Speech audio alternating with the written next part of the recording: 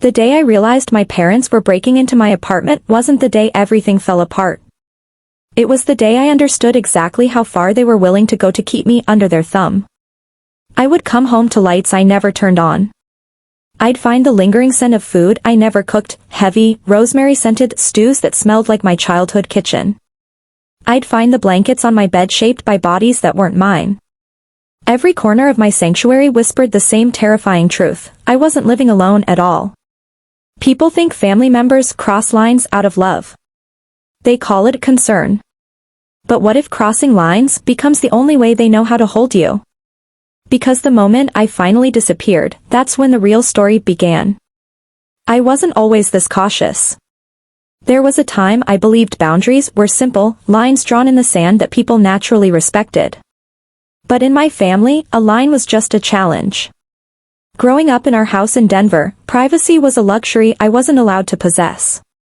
My bedroom door might as well have been made of glass. My mother, Evelyn, walked in whenever she pleased, sometimes humming, sometimes silent, but always searching. She'd pick up my notebooks, skim the pages, and ask pointed questions masked as motherly interest. "You hide too much, Riley," she'd say, never pausing to consider that she was the reason I felt the need to hide in the first place. My father, Thomas, was the silent enforcer. He'd shrug, mutter something about keeping the peace, and let her continue her invasions. Meanwhile, my younger sister, Lyanna, lived like royalty in a kingdom built from exceptions. Her room was a fortress. Her mess was a creativity. Her mistakes were phases. Mine were always warnings. When I finally moved into my own one-bedroom apartment overlooking the Denver skyline at 29, I thought I'd escaped. I bought my own dishes and hung soft string lights. I breathed differently there, slower, deeper, as if my lungs finally trusted the air around them. The peace didn't last. It started with a surprise of visits. Evelyn would show up with groceries I didn't ask for, donning an apron she brought in her purse and cooking as if she'd been invited. Thomas would settle onto my couch, his eyes drifting to my mail on the counter while he claimed he was just enjoying the view. Then, it turned into something darker. Smaller violations. My spices were rearranged. My laundry was suddenly folded the right way. I'd find a faint imprint on my pillow that didn't match the weight of my head.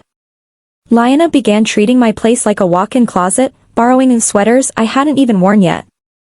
The breaking point came on a Thursday evening. I walked in to find my laptop open on the coffee table. Someone had been through my project drafts. Someone had been searching through my history. I called Evelyn immediately. "Oh, sweetheart, don't be dramatic," she sighed. "Your landlord let me in. I told him you hadn't been answering your phone and I was worried sick. Honestly, you should be grateful someone cares enough to look out for you." "Support?" I whispered, the word feeling like a trap closing around my throat. "Mom, you lied to a legal authority to break into my home." "It's not lying, Riley. It's concern." The next day, I didn't go to work. I went to a therapy session. My therapist looked me in the eye and said the words I was too afraid to say: "Riley, this isn't love. It's infringement. Your home isn't safe." I didn't try to have another talk with them. I didn't send another frustrated text. I chose action. Clean, irreversible action. I found a new building downtown, keycard access, staffed lobby, elevators that required authorization. A fortress. I signed the lease in a fever dream of adrenaline. The move happened like a heist. My friends Mara and Jonah showed up after midnight with hoodies and gloves. We packed my life into boxes in total silence. I left behind anything they could claim, the mugs Evelyn bought, the frames Thomas insisted on. I wanted nothing they could use as a tether. At 2 a.m., we loaded the truck. I locked the door of my old life one last time and slid the emergency key, the one my mother wore like a badge, into an envelope for the landlord. No explanation. No forwarding address. When the door of my new apartment clicked shut, I felt a quiet revolution begin in my chest. I had disappeared to become visible to myself. For 3 days, I lived in total silence. No phone. No family. Just the hum of my new city. But on the 4th day, I turned my phone on, and the world exploded. Missed calls. Frantic texts. And a social media post from Liana, my sister is missing. Please pray she comes home. Then, the call that changed everything. Officer Ramirez with the Denver Police Department. Ms. Morgan, we need you at the station. Your family was involved in an incident at your former residence. I walked into the station, and the scene was pure chaos. Evelyn was weeping into a tissue, her mascara smudged into black streaks of performative grief. Thomas was pacing, his jaw tight. Liana was in the corner, looking blotchy and defensive. Riley. Oh my God. Evelyn shrieked, standing up so fast her chair screeched. We thought you were dead. Where have you been? I'm fine, I said, my voice sounding steadier than I felt. You shouldn't have been at my apartment. That's not your apartment anymore. Thomas snapped. Officer Ramirez stepped in, her expression unreadable. Actually, let's talk about what happened.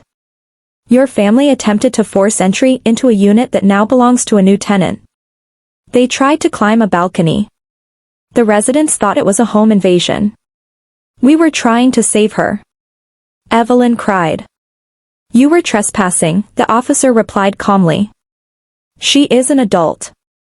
Moving is not a missing persons case. It's a choice.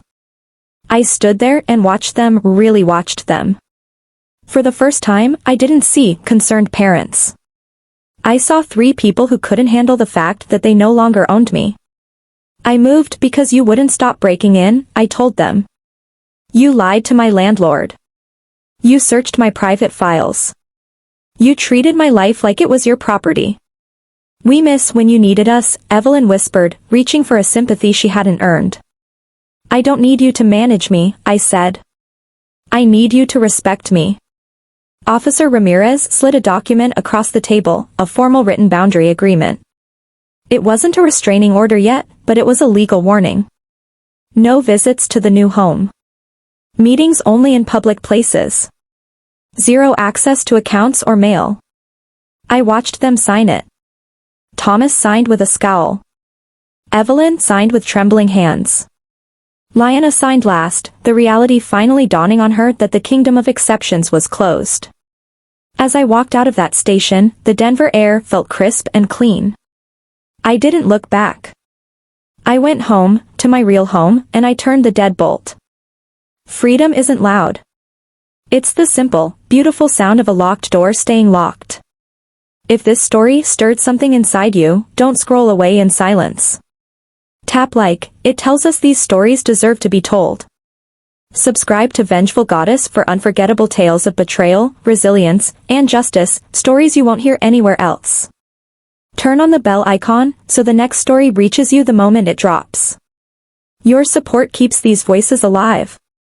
Because sometimes, revenge isn't loud, being heard is.